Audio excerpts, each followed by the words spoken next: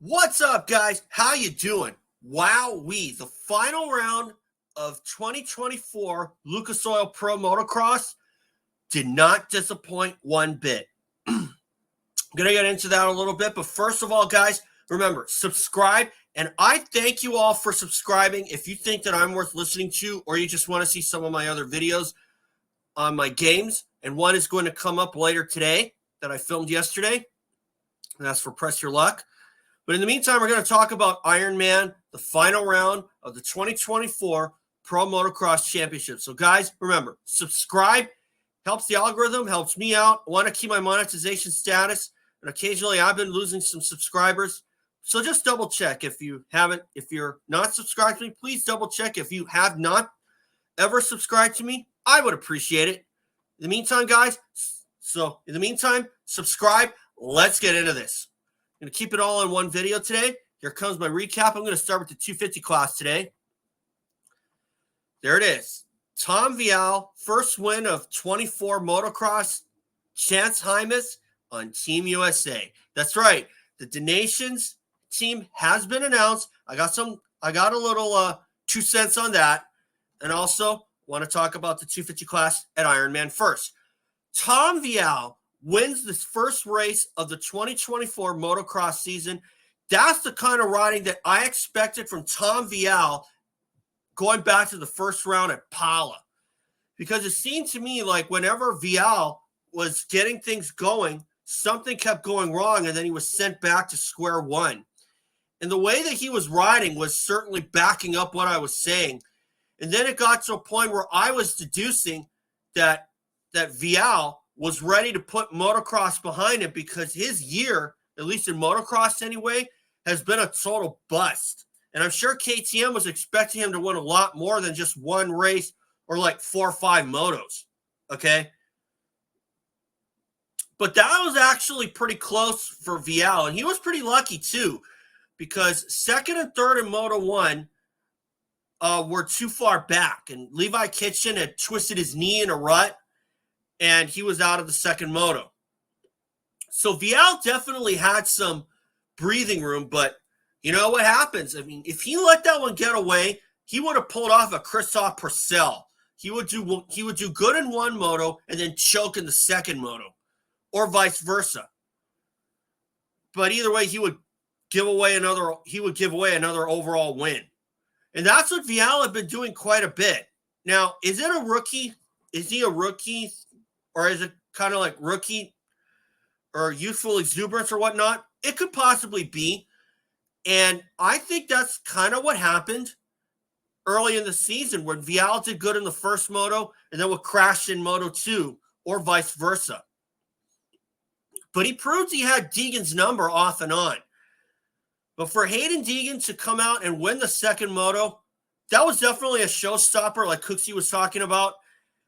But still, I thought that the way that Deegan rode in the first moto, crashing twice and coming back for 11th, I kind of thought that's the kind of thing that's been haunting him all summer long, and probably why he never had a 1-1 sweep this season. Little things like that have been going wrong. But still, overall, I'm glad that Vialle was able to win a race before motocross ended. And I will be looking for him as a title contender. And hopefully he can win the 25 motocross championship before he jumps up to the 450. Unless, of course, he decides to go 450 full-time in 2025. But I do think that Vialle should defend that number 1 plate and then move up. And that's actually one of the few occasions where I feel like that rule is actually not a bad addition to the 250 class. But I still think that they need to go by points again and also have guys who score 100 points or over 150 points in 3 seasons, period. Because you do that, and guys like RJ Hampshire and Levi Kitchen, or even to a point maybe Jet Lawrence as well, if he didn't win back-to-back titles, they'd probably be onto the 450 class already. But that's just the way I felt about the 250 class. Now, before I get to the 450s, I have to talk about this. Chance Hymas, named for Team USA, that's not a bad choice. But for them to give Haiden Deegan a 5 p.m. deadline had to have been one of the most asinine things that they had to do. I mean, for Deegan to be given that kind of pressure is not something that he deserves. If he wants to go to Team USA, I think that should be his right. But I also think that Deegan should very well have said yes, because representing Team USA at the MX Nations should be a prestigious honor. Now, I know that Cooksey has said that he thinks the Nations should be held every 2 years or every 4 years. And I agree there. I mean, the guys really take a beating on their body because they pretty much race just about every weekend from January all the way to today. And then you got the playoffs for 3 more rounds, and then that's it. They get the fall off, unless they want to go World Supercross, or they want to just race some other off-season races like Burst C or even some other races overseas. But anyway, Chance Hymas on Team USA, that's a guy who doesn't cheat you on effort. I probably would have gone with Chance Hymas if Haiden Deegan said no, but I also would have put my money on RJ Hampshire as perhaps his final race on the 250F if he wanted to, because Hampshire wasn't a bad pick. Chance Hymas is not a bad pick. He doesn't cheat you on both of those guys don't cheat you on effort at all, and neither does Levi Kitchen. Okay? But for Eli Tomac to bow out of the Nations, now this is going to be the 450 class, as you can see right here, changing my banner here. Chase Sexton, your champ. Eli Tomac bows out of 24 Nations. I have to say this. Whoever didn't see Levi, or I should say Eli Tomac, bowing out of consideration for the Nations team, whoever didn't see that coming, I don't know what to think of you. Because I definitely think that Tomac blew any chance he had after what happened at Budds Creek. And I don't care how good he did at Ironman. I think the writing was on the wall when Tomac missed most of the motocross season due to his thumb injury. And that was probably why he decided to bow out. And I commend Tomac, because if he had gone there and put in the kinds of rides that he's been putting in since pretty much Anaheim won, we definitely would not have stood a chance, and Eli Tomac would probably have been the dead weight of the team.